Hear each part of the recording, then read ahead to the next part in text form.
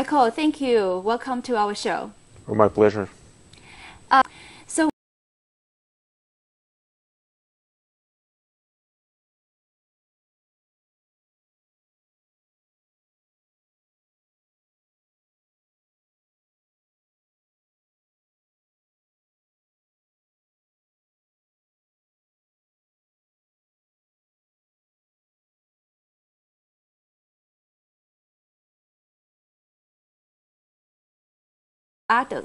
tell us, how did you do that?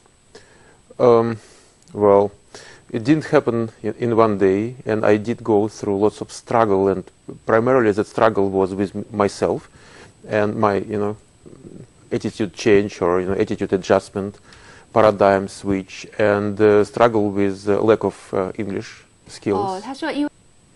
Then what happened? Just accident. So I failed in enjoying things which I planned to enjoy, and I realized some change is needed. And then a friend came to help, and it helped me. And he said, "Listen, here is a book on C programming. Okay, read the book." And I am an engineer, so. And I learned C. And the friend introduced me to the company where he worked. Did you become engineer?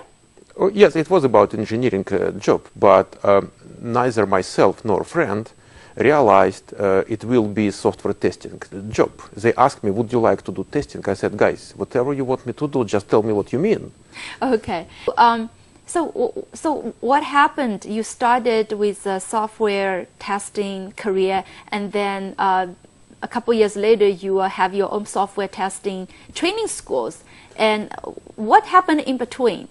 There was a recession, and so IT was growing as a field at that time, but it was shaky. So I lost a job once, and I looked at the job market first time. You lost a job as a software testing as a software tester. The company collapsed in 1 year. So the first company paid me $28,000 a year, and second company paid me $36,000. And within the second company, they gave me a raise. It became $40,000.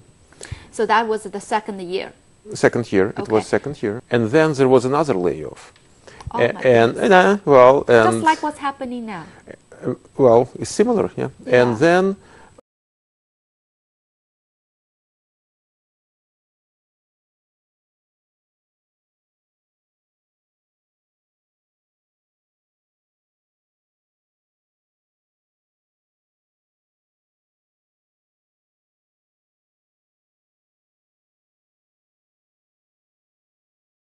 first time it was 5 ads posted in a week.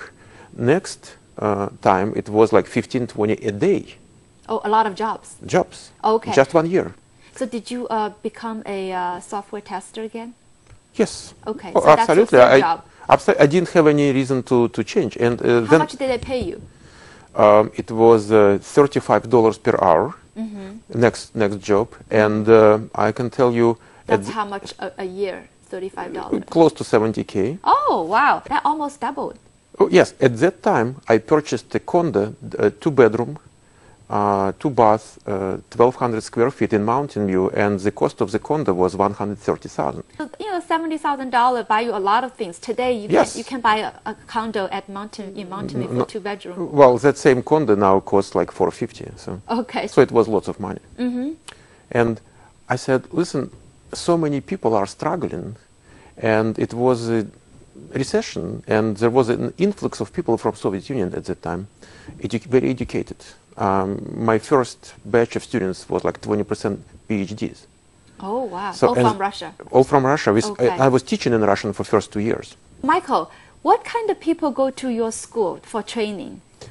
I would say most of them have college degrees, any kind, very broad spectrum of college degree. It is not must, but it is highly desirable.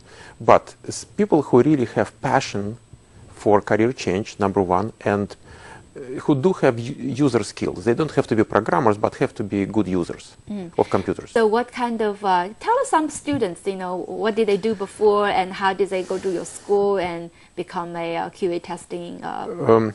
We have people of all ways of life. For example, I remember one gentleman, his name was Yefim, it's Russian Jewish name. So he was 56 years old. He was a mechanical engineer, for the last 30 years, maybe, and he didn't speak much of English. He came to the school, and I really had a doubt how far he can go, especially because of his lack of communication skills. But he got a job within 2 weeks, literally, and he was hired by a company called Autodesk. Desk does very popular tool for producing drawings, mechanical drawings. Oh, and that's a perfect fit. Yes, and he was hired specifically to test printouts of the drawings. So what other people, like, you talk about immigrants who came here, maybe Yes. they can't use their degrees here easily or transfer their skills here easily. Yes, sometimes it's easier to learn a new profession rather than re-establish yourself in your existing profession because of the licensing and different issues involved. So they just come to do it fast. So we are a fast path career change place. It doesn't take years, it takes 3, 4, 5 months. So what about, like, let's say people who, let's say women, Okay. women have the college degree, but then Okay. they got married and they have a couple kids, and then they feel kind of like, lacking behind in their career to get the start. And is this something they can do? We have primarily ladies in our school, I would say maybe 90%, 85%. And Also, if you look at workplace and compare, let's say, testers and developers, so if, ladies are kind of rare on development side, and boys are kind of rare on QA side. So it's kind of... women are more careful. I mean, I would say detail-oriented. overall employment-wise, so we have... So it's a good fit for women. Majority of... So what do people learn in such a short period of time? It's unbelievable, 10 to 12 weeks. Well, I would say they do learn something, but a very substantial portion of what we learn is reapplying of existing skills. So whatever you've done in your life, there is certain portion of, we call it transferable skills. Can you be specific? Give me an Let's example. say whatever engineering job you do or accounting job, you work with documentation. You work with documents. So in QA you work with documents. So how do you find the companies that can hire people that in the areas that they already have specialization, let's say accounting? How did you be the matchmaker? Well, there are companies which are producing specifically accounting software. And if you look at those companies, QA departments, you will see lots of our graduates who came to us.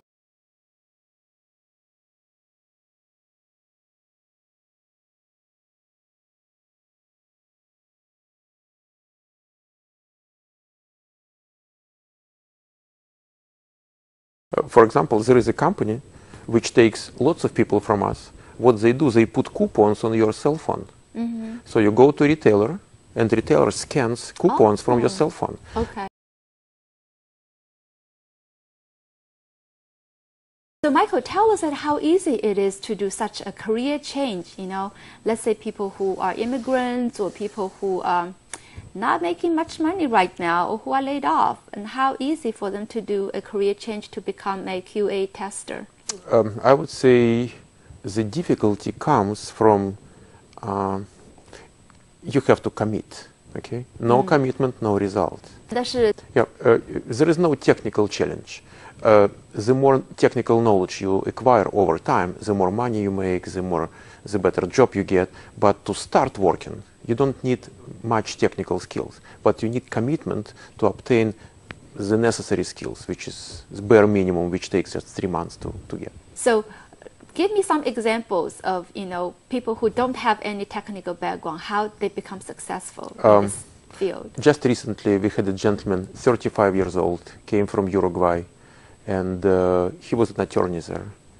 And to support himself, he was doing carpet cleaning. We have, I wouldn't say a lot, but some women in their 30s, maybe sometimes.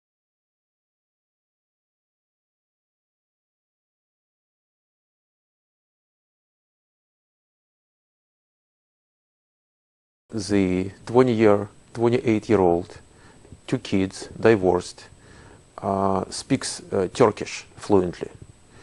Her first job was $40 per hour, hired by Adobe. You mean the woman who's divorced? She's divorced, she's 28 years old, she has 2 kids. But she was hired because she speaks Turkish. They needed someone to test Turkish version of their software. So if you speak some languages, I would say Japanese is very popular, Chinese, French, German. So there is some demand for people who test software localized for different countries. So, so you mentioned, Michael, that your students get the 3 months in class lessons, and they also have a guaranteed internship. Yes. What kind of companies will provide such internship, and how do you find them? We find them through our graduates. We started in '94. We have 3,000 working graduates. I would say most of the graduates are in decision-making position now, and it took us 10 years to get to that level. And for companies, it is very, I would say, reasonable, because they take people. It might be paid. Internship could be paid. Most of them are paid, sometimes unpaid. They look at people for a couple of months, and they hire them. We have 50% kind of conversion. So 50% of interns will be hired. Will be offered jobs right there. So that's wonderful. It's really a step, into a real job. I would say some people are very passionate in moving fast. Some people are mostly like, let it happen. Okay, they take whatever. It could be $15 per hour, and they might stay until they are asked to go. Okay. Let me ask you, Michael. People can go to your school, the Pronov Computer School, but they can also go to like San Jose City College to take the QA, software testing classes. Yes.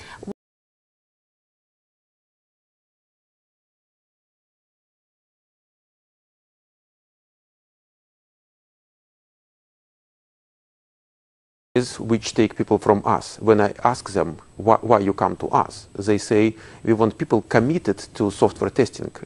If they go to City College, they get people interested in any kind of jobs. They have no commitment to that profession. So yeah, well, we're coming to almost the end of our program. Tell us once again, the opportunity for the career growth in QA software testing. I would say money-wise, testers are not making as much as developers. They make maybe 20% less. But if you think about stress level, skill level, I would say per unit of energy you spend in QA, you get much more money compared to development. And I would say that it is very normal and typical to make, let's say, 6-digit after 5 years, maybe. Thank you very much. It's my pleasure.